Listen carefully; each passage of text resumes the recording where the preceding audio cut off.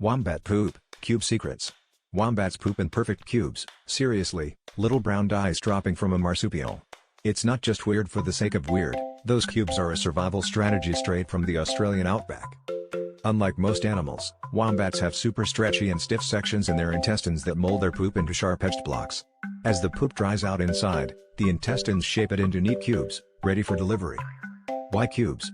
In the wild, round droppings would simply roll away, but cube-shaped ones stack up and stay put on rocks and logs. This way, wombats can mark their territory and send messages to other wombats without their poop tumbling down a hill. So, every time a wombat lays down a stack, it's basically leaving a cubed business card, nature's oddest form of communication, engineered not to budge.